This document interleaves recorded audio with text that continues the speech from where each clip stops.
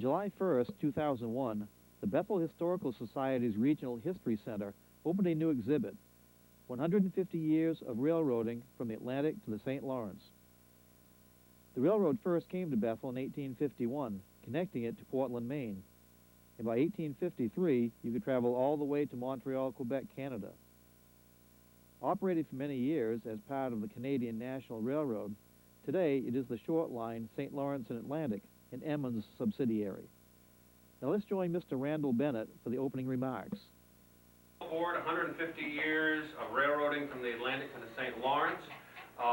Because it's so hot today, I thought I'd talk for at least half an hour. No. I'll be very brief.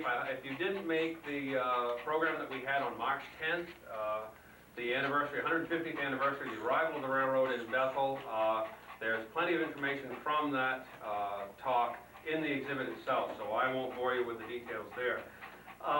The reason that we put this exhibit together, and we're running a wonderful series of model trains up on the second floor that I encourage you to see as well, is that the railroad arrived in Bethel 150 years ago this past March. It was the major 19th century event in Bethel's history. It had a wide-ranging effect on Bethel's commerce, on the number of tourists that visited Bethel, and it's still very important today. For those of us that live anywhere near the railroad, we know that it's still very, very active. The railroad, soon after reaching Bethel, also pushed further west to Gorham, New Hampshire, which was the first town in the central White Mountain region to have a railroad link to the south, and because of that, Gorham, New Hampshire became the gateway to the White Mountains in 1851, in July of 1851. They'll be celebrating their 150th this month as well. And in 1853, on July 18th, the line was finally completed between Portland, Maine and Montreal, Canada. And that was the major event in the history of this line because it was inaugurated transportation, freight service, passenger service on the world's first international railway line. I should clarify that there were 3 other smaller crossings from Canada into the United States, but this was the first, excuse me, not the world, North America, excuse me, as we realized, the first international trunk line owned by one railroad to go from one country to the other. And in 1853, after the Atlantic and St. Lawrence in the United States, St. Lawrence and Atlantic in Canada had built the railroad, the Grand Trunk took it over, so from 1923, it was the Grand Trunk Railway. Before we go in and take a look at the exhibit, I'd just like to mention a few names here of people I would like to thank. Many, many people, organizations were involved in making this exhibit possible. Some of you are here today. I'm very glad to see you. Colin and Judy Haskell, George Nickerson, Bob Parenti, Henry Messier, Ben Conant, Gene Owen, Dick Taylor, Howard and Jenny Cole, Charles Hunter, I don't think Charles is here yet, Vice President for Transportation of the St. Lawrence Atlantic Railroad, Richard Anderson, who is a dispatcher for the St. Lawrence Atlantic Railroad, Don Provencher, the Gorham Historical Society, and also the Island Pond Historical Society. And I would also like to include a special thanks to John Davis, the Grand Trunk historian. And as you tour through the exhibit, you'll see a number of photographs and artifacts that were collected in the past by John Davis and are now owned by the Historical Society. Last but not least, I would like to thank my 2 co-workers on this exhibit, the 2 people that are responsible for so much of the work and so much of what you'll see today, Dana Nickerson and Dean Walker, who is standing over here in the dark in the corner. Let's give them a round of applause, please. The great design and wonderful editing of all of the written material in the exhibit on the first floor is the work of Dana, the great proofreader, our great proofreader and great designer. Dean has been in charge of the model trains up on the second floor. Dean also collects antique Lionel trains, and some of his most interesting trains are upstairs on the second floor on display.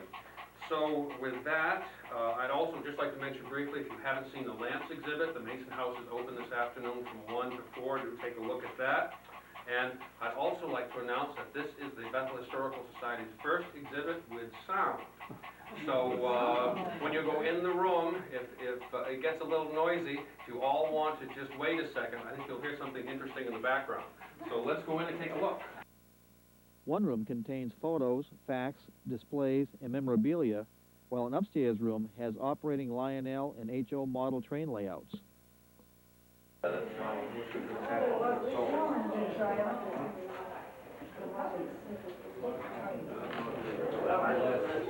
Originally, they may have changed it.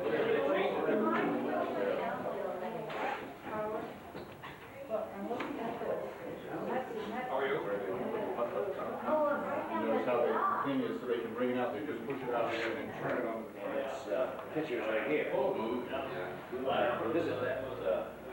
I told Ellie that was there, but she said, well, that's the way I saw it. Right, when they put down the That wasn't here.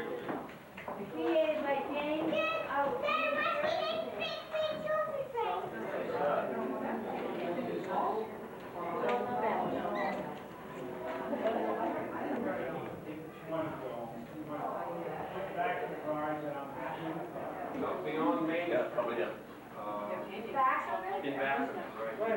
I was always said that the Allison left with two friends. Right, but there's one on the other side. That was on Main Street, right. This was up behind.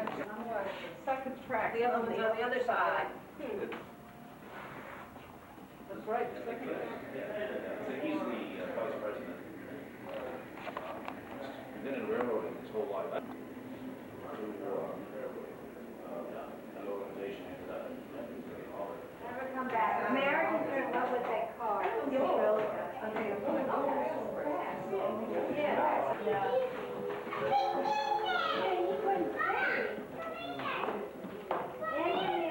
I was so hoping that all angles do it, you know, all different. Yeah. Well, it's funny.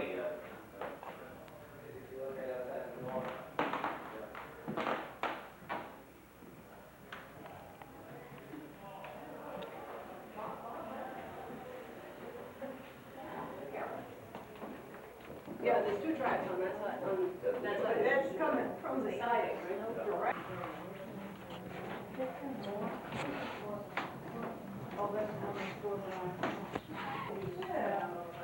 Now, where was it in Portland? Oh, it's out there, the Bourgeois.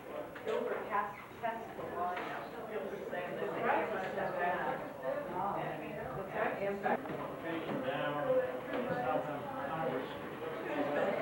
There is?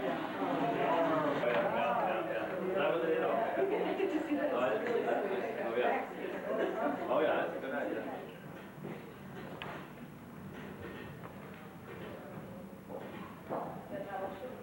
Oh, yeah, don't.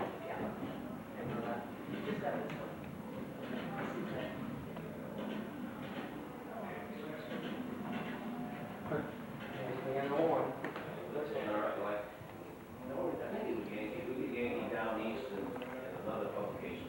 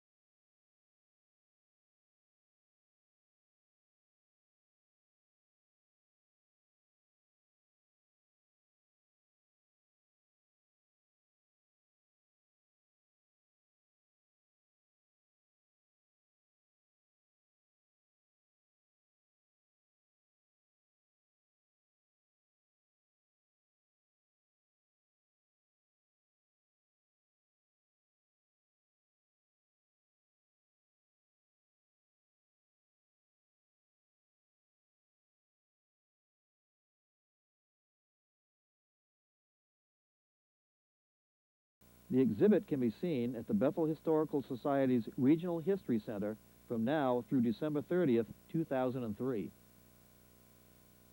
All aboard!